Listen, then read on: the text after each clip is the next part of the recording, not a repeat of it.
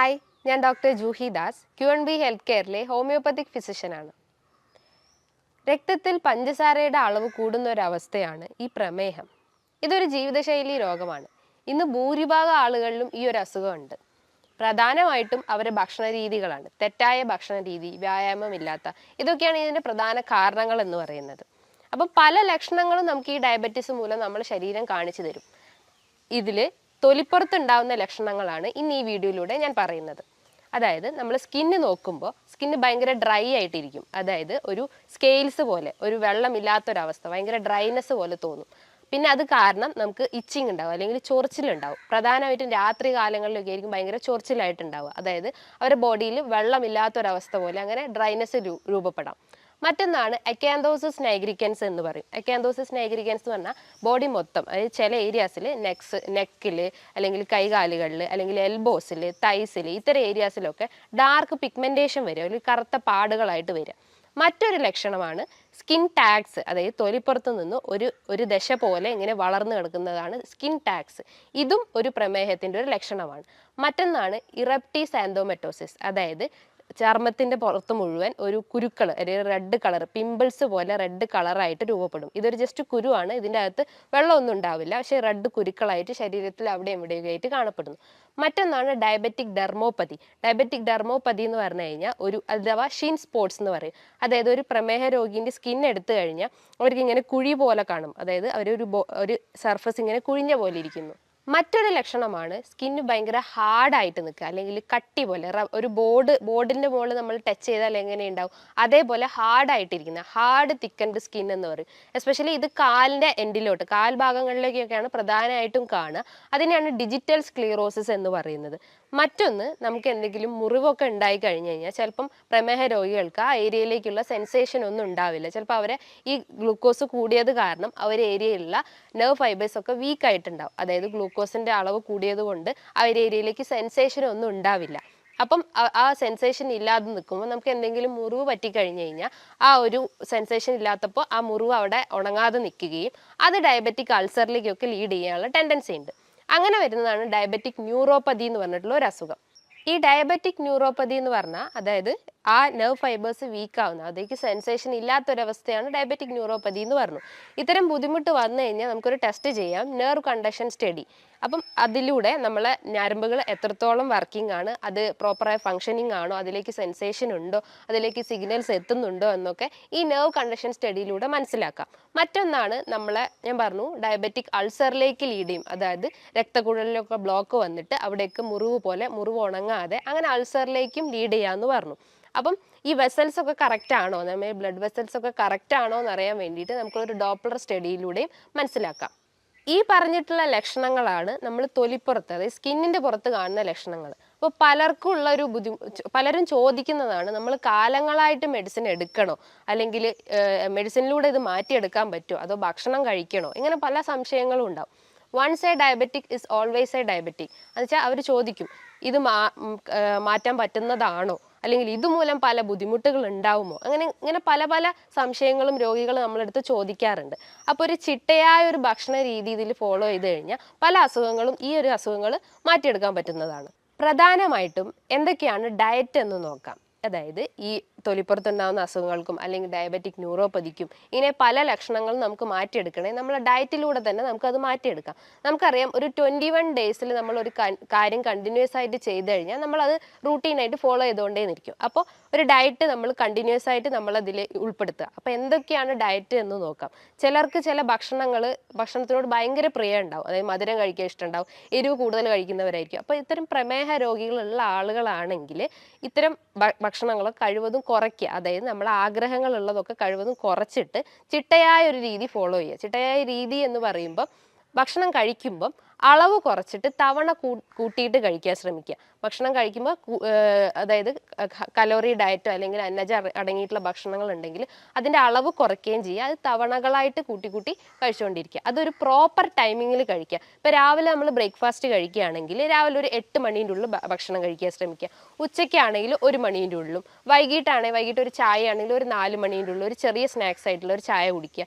രാത്രിയാണെങ്കിൽ ഒരു 8 മണീൻ്റെ ഉള്ളിൽ ഭക്ഷണം കഴിക്കുക. ഇങ്ങനെ ഒരു പ്രോപ്പർ ടൈമിംഗ് നമ്മൾ ഭക്ഷണത്തിൽ ഉൾപ്പെടുത്തി കഴിഞ്ഞാൽ ഈ ഡയബറ്റിസും അല്ലാതെ ഹൈപ്പർ ടെൻഷനും അമിതവണ്ണവും അങ്ങനെ പല രോഗങ്ങളും ഇത്തരം ഡയറ്റിലൂടെ നമുക്ക് മാറ്റിയെടുക്കാം. അപ്പോൾ ഒരു പ്രമേഹ രോഗി എങ്ങനെയൊക്കെയാണ് ഒരു ഡയറ്റ് ഫോളോ ചെയ്യേണ്ടതെന്ന് നോക്കാം. നമ്മൾ മലയാളീസ് നമ്മൾ രാവിലെ കഴിക്കുന്നതാണ് ഇഡ്ഡലി, പത്തിരി, പുട്ട്, വെള്ളപ്പം, ഇത്തരം ഭക്ഷണങ്ങളൊക്കെ മലയാളീസ് പൊതുവേ കഴിക്കുന്ന ആളുകളാണ്. അപ്പം അത് കഴിക്കുന്നതിൻ്റെ അളവ് കുറച്ചിട്ട് അത് തവണകളായി കഴിക്കുക. അപ്പോൾ രാവിലെ നമ്മളൊരു ഇഡ്ഡലി കഴിക്കുമ്പോൾ ഒരു 4 ഇഡ്ഡലി കഴിക്കുക, അല്ലെങ്കിൽ 4 ഇഡ്ഡലീൻ്റെ കൂടെ ഒരു സാമ്പാറോ ചട്നിയോ കഴിക്കുക, അല്ലെങ്കിൽ ദോശ കഴിക്കുമ്പോൾ 2-3 ദോശ കഴിക്കുക. ഇനിയിപ്പോൾ ചപ്പാത്തി കഴിക്കുകയാണെങ്കിലും അതും വീറ്റ്, അതായത് തവിട് കളയാത്ത, അതായത് വീറ്റിൻ്റെ ചപ്പാത്തി കഴിവതും കഴിക്കാൻ ശ്രമിക്കുക. ഗോതമ്പിൻ്റെ ചപ്പാത്തി കഴിക്കുക.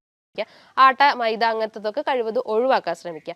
അതുപോലെ നമ്മളിപ്പോൾ പാലൊക്കെ കുടിക്കുകയാണെങ്കിലും 1-2 ഒരു ഗ്ലാസ് പാലൊക്കെ കുടിക്കുക. അതായത് അതിൻ്റെ അകത്ത് കൂടുതൽ ഷുഗർ ഒന്നും ആഡ് ചെയ്യാതെ ഡയറക്റ്റ് തന്നെ പാല് കുടിക്കാൻ ശ്രമിക്കുക. അതേപോലെ തന്നെ നമ്മൾ ഉപ്പുമാവൊക്കെ കഴിക്കാറുണ്ട്. ഉപ്പുമാവ് കഴിക്കുമ്പോൾ കഴിവതും അതിൻ്റെ അകത്ത് വെജിറ്റബിൾസ് കൂടുതലായിട്ട് ഇൻക്ലൂഡ് ചെയ്യിപ്പിക്കുക. അപ്പം അങ്ങനെയും നമ്മളെ ബോഡിയിൽ നല്ല ന്യൂട്രിയൻസ് കിട്ടും. അതുപോലെ ബ്രെഡ് കഴിക്കുമ്പം ബ്രൗൺ ബ്രെഡ് കഴിക്കാൻ ശ്രമിക്കുക. അതിനോടൊപ്പം തന്നെ ഒരു ഓംലെറ്റോ അല്ലെങ്കിൽ വേറെ എന്തെങ്കിലും കറിയോ ചട്നി ആയിട്ടോ അങ്ങനെയൊക്കെ കഴിക്കാം. അതേപോലെ ഈ 11 മണിക്ക് നമ്മൾ ചായ കുടിക്കുകയാണെങ്കിൽ, ചായയോ കാപ്പിയോ കുടിക്കുകയാണെങ്കിൽ അതിനകത്ത് മധുരം ഇടാതെ കഴിക്കുക. അത്രയും ഷുഗർ നമ്മളെ ബോഡിയിൽ നിന്ന് ഒഴിവാക്കപ്പെടാം. മറ്റൊന്ന്, ജ്യൂസ് കുടിക്കുകയാണെങ്കിൽ ജ്യൂസ് കഴിവതും ഒഴിവാക്കാൻ ശ്രമിക്കുക. അത് ഫ്രഷ് ഫ്രൂട്ട്സ് ആയിട്ട് അല്ലെങ്കിൽ ഫ്രൂട്ട് സാലഡായിട്ടും കഴിക്കുന്നത് നല്ലതാണ്. ഇനിയിപ്പോൾ ഉച്ചൻ്റെ ടൈം ഞാൻ പറഞ്ഞു 1 മണീൻ്റെ ഉള്ളിൽ നമ്മളൊരു ഭക്ഷണം കഴിച്ചിരിക്കണം. അത് കഴിക്കുകയാണെങ്കിൽ തന്നെ വൈറ്റ് റൈസ് കഴിവതും ഒഴിവാക്കാൻ ശ്രമിക്കുക. അതിൻ്റെ അകത്ത് ഹൈ കലോറി അല്ലെങ്കിൽ ഗ്ലൈസിമിക് ഇൻഡെക്സ് കൂടിയിട്ടുള്ളതാണ് ഈ വൈറ്റ് റൈസ് ഒക്കെ. അപ്പോൾ കൂടുതലായിട്ടും ബ്രൗൺ റൈസ് ഉൾപ്പെടുത്തുക. മട്ട അരിയൊക്കെ ഉണ്ടെങ്കിൽ അത് കഴിവതും അതിൽ ഉൾപ്പെടുത്തുക. അതിനോടൊപ്പം തന്നെ നമ്മൾ കറികൾ എടുക്കുകയാണെങ്കിൽ, അത് ഫിഷ് കറിയൊക്കെ ആണെങ്കിൽ ഫിഷ് കഴിവതും കുക്ക് ചെയ്യാൻ ശ്രമിക്കുക.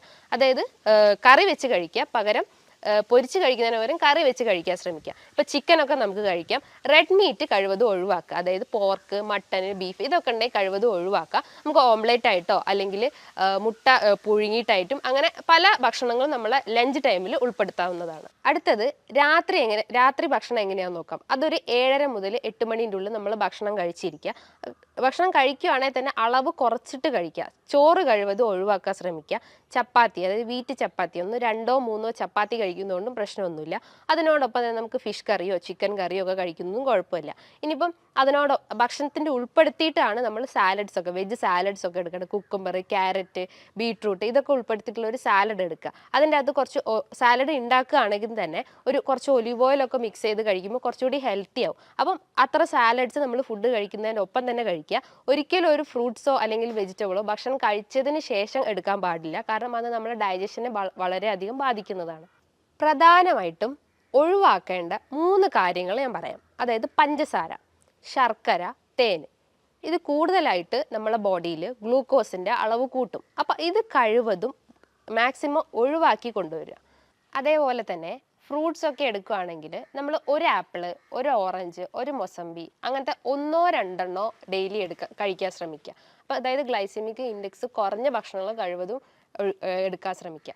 അതായത് വാട്ടർ മെലൺ ഒക്കെ ഉണ്ടെങ്കിൽ അതിൽ ഹൈ ഗ്ലൈസെമിക് ഇൻഡെക്സ് ആണ്. അത് ഒഴിവാക്കിയിട്ട് ഗ്ലൈസെമിക് ഇൻഡെക്സ് കുറഞ്ഞ ഭക്ഷണങ്ങൾ എടുക്കാൻ ശ്രമിക്കുക. നല്ലപോലെ ന്യൂട്രിയൻസ് അടങ്ങിയിട്ടുള്ള ഭക്ഷണങ്ങൾ, അതായത് മെഗ്നീഷ്യം, പൊട്ടാസ്യം അടങ്ങിയിട്ടുള്ള ഭക്ഷണങ്ങൾ ഉൾപ്പെടുത്താൻ ശ്രമിക്കുക. അതായത് നട്ട്സ്, കാഷ്യൂ നട്ട്സ്, ബദാം, പിസ്ത ഇതൊക്കെ ഉണ്ടെങ്കിൽ 1-2 ഡെയിലി കഴിക്കുന്നതുകൊണ്ട് കുഴപ്പമൊന്നുമില്ല. ഇനി ഗ്രീൻ ലീഫി വെജിറ്റബിൾസ്, ചീര, അതേപോലെ പച്ചക്കറിയിൽ വരുന്നതാണ് പംകിൻ സീഡ് കഴിക്കുന്നതുകൊണ്ടും ഈ പ്രമേഹ രോഗികൾക്ക് പ്രശ്നമൊന്നുമില്ല. ഇപ്പം ധാന്യങ്ങളൊക്കെ കഴിക്കുകയാണെങ്കിൽ തന്നെ അത് വെള്ളത്തിലിട്ട് കുതിർത്ത് കഴിക്കാം. അതായത് മുളപ്പിച്ച് കഴിക്കുന്നത് കുറേ നമ്മളെ ബോഡിയിലെ ഈ ഫാറ്റിനെയൊക്കെ ബേൺ ഔട്ട് ചെയ്യും, നമ്മൾ ഗ്ലൂക്കോസിൻ്റെ കണ്ടന്റ് കുറയ്ക്കാൻ സഹായിക്കും. അപ്പോൾ കഴിവതും അത് കുതിർത്തിട്ട്, അതായത് മുളപ്പിച്ച് കഴിക്കാൻ ശ്രമിക്കുക. ഈ പറഞ്ഞിട്ടുള്ള ഡയറ്റുകളൊക്കെ നമ്മൾ കൃത്യമായി ഫോളോ ചെയ്ത് കഴിഞ്ഞാൽ നമ്മളെ രക്തത്തിലെ പഞ്ചസാരേൻ്റെ അളവ് നമുക്ക് കുറച്ച് കൊണ്ടുവരാൻ പറ്റും. ഈ ഒരു ഷുഗർ കാരണം നമുക്ക് ഫാറ്റി ലിവറും ഒബേസിറ്റിയും ഹാർട്ട് ട്രബിൾസും സ്ട്രോക്കും അങ്ങനെ പല അസുഖങ്ങൾ വരും. അപ്പോൾ ആ ഒരു അസുഖങ്ങളിലേക്കുള്ള ഒരു മെയിൻ ചെയിൻ എന്ന് പറഞ്ഞു കഴിഞ്ഞാൽ ഈ പ്രമേഹമാണ്. അപ്പോൾ അത് കുറച്ച് കഴിഞ്ഞാൽ മറ്റുള്ള അസുഖങ്ങൾക്കെല്ലാം നമുക്കൊരു കൺട്രോൾ ഉണ്ടാവും. അപ്പം ഈ ഒരു കറക്റ്റ് ഡയറ്റ് നമ്മൾ ഫോളോ ചെയ്യാൻ ശ്രമിക്കുക. ഇനി നിങ്ങൾക്ക് മേൽപ്പറഞ്ഞ എന്തെങ്കിലും ബുദ്ധിമുട്ടുകൾ, അതായത് ലക്ഷണങ്ങൾ നിങ്ങൾക്ക് ഇങ്ങനെ അലട്ടുന്നുണ്ടെങ്കിൽ നിങ്ങൾ തീർച്ചയായിട്ടും ഒരു ഡോക്ടറെ നിർദ്ദേശപ്രകാരം ഒരു ബ്ലഡ് ടെസ്റ്റ് നടത്തേണ്ടതാണ്. അപ്പോൾ പല രീതിയിലുള്ള ബ്ലഡ് ടെസ്റ്റ് ഇന്ന് അവൈലബിൾ ആണ്. നമ്മളെ ബ്ലഡിലെ ഗ്ലൂക്കോസിൻ്റെ അളവ് നോക്കുന്നത്, അതായത് fasting blood sugar. Fasting blood sugar എന്ന് പറയുമ്പോൾ രാത്രിയിലെ ഭക്ഷണം കഴിച്ചിട്ട് ഒരു 8-12 മണിക്കൂറിന് ശേഷം ടെസ്റ്റ് ചെയ്യുന്നതാണ് ഈ ഫാസ്റ്റിംഗ് ബ്ലഡ് ഷുഗർ എന്ന് പറയുന്നത്. ഇതൊരു 125-ന് 126-ന് മേലെയായി കഴിഞ്ഞു കഴിഞ്ഞാൽ ആ ഒരു രോഗി അല്ലെങ്കിൽ ആ ഒരു വ്യക്തി പ്രമേഹത്തിന് അടിമപ്പെട്ടു എന്ന് മനസ്സിലാക്കാം. മറ്റൊന്നാണ് HbA1c. ഒരു 3 മാസം കൂടുമ്പോൾ എടുക്കുന്ന ഒരു ടെസ്റ്റാണ് ഈ HbA1c. ഇതൊരു ആക്യുറേറ്റ് ടെസ്റ്റ് ആയിരിക്കും. അതായത് ഇതിൻ്റെ വാല്യൂ ഏകദേശം 5.6 മുതൽ 6.5 വരെയാണ്. അപ്പോൾ ആ ഒരു 6.5-നേക്കാട്ടും കൂടിയിട്ടുണ്ടെങ്കിൽ നമ്മളൊരു ഡയബറ്റിക് സ്റ്റേജ് ആണെന്ന് മനസ്സിലാക്കാം. മറ്റ് 2 ടെസ്റ്റുകളാണ് ഫാസ്റ്റിംഗ് ഇൻസുലിൻ ടെസ്റ്റും മറ്റൊന്നാണ് റാൻഡം ബ്ലഡ് ഷുഗർ ടെസ്റ്റും. റാൻഡം ബ്ലഡ് ഷുഗർ എന്ന് പറഞ്ഞാൽ നമ്മൾ ഫുഡ് കഴിച്ചിട്ടോ അല്ലെങ്കിൽ കഴിക്കാതെയോ, അതായത് ഒരു ഫുഡ് കഴിച്ച ഒരു 2 മണിക്കൂറിന് ശേഷമൊക്കെ ടെസ്റ്റ് ചെയ്യുന്നതാണ് റാൻഡം ബ്ലഡ് ഷുഗർ. അത് ഏകദേശം ഒരു 200 മില്ലിഗ്രാമിനെക്കാട്ടും കൂടുതലാണെങ്കിൽ ആ ഒരു വ്യക്തി പ്രമേഹത്തിന് അടിമപ്പെട്ടു എന്ന് മനസ്സിലാക്കാം. ഇത്തരം ടെസ്റ്റിലൂടെ തന്നെ നമുക്ക് പ്രമേഹം ഉണ്ടോ അല്ലെങ്കിൽ പ്രീ ഡയബറ്റിക് സ്റ്റേജ് ആണോ എന്നൊക്കെ ഇത്തരം ടെസ്റ്റിലൂടെ തന്നെ നമുക്ക് മനസ്സിലാക്കാൻ സാധിക്കുന്നതാണ്. ഇനിയിപ്പോൾ നിങ്ങൾക്ക് ഇത്തരം ലക്ഷണങ്ങൾ ഉണ്ടെങ്കിൽ നിങ്ങളത് വെച്ചോണ്ടിരിക്കാതെ കഴിവതും ഒരു ഡോക്ടറെ കൺസൾട്ട് ചെയ്യണം. അതിനനുസരിച്ചുള്ള ഒരു ട്രീറ്റ്മെൻറ്റ് എടുക്കണം. അതിനോടൊപ്പം തന്നെ ഈ പറഞ്ഞിട്ടുള്ള ഡയറ്റ് ഫോളോ ചെയ്യാൻ ശ്രമിക്കുക. ഇനിയിപ്പോൾ ഇതുമായി ബന്ധപ്പെട്ട് നിങ്ങൾക്ക് പല സംശയങ്ങളുണ്ട്. ഡയറ്റിൽ ആ ഫുഡ് കഴിക്കാൻ പറ്റുമോ, ഈ ഫുഡ് കഴിക്കുമ്പോൾ ഇത് എടുക്കാൻ പറ്റുമോ, അല്ലെങ്കിൽ നമ്മൾ എക്സസൈസ് എടുക്കണോ, അല്ലെങ്കിൽ എത്ര ടൈം എക്സസൈസ് എടുക്കണം, അല്ലെങ്കിൽ ഷുഗർ എത്ര ക്വാണ്ടിറ്റിയിൽ ഒഴിവാക്കണം, അങ്ങനെ പല സംശയങ്ങളും നിങ്ങൾക്ക് ഉണ്ടാവും. അങ്ങനെ എന്തെങ്കിലും സംശയങ്ങൾ ഉണ്ടെങ്കിൽ നിങ്ങൾക്ക് താഴെ കാണുന്ന നമ്പറിൽ കോൺടാക്ട് ചെയ്യാവുന്നതാണ്. ഇനിയും മറ്റൊരു വീഡിയോയുമായി വീണ്ടും കാണാം. താങ്ക്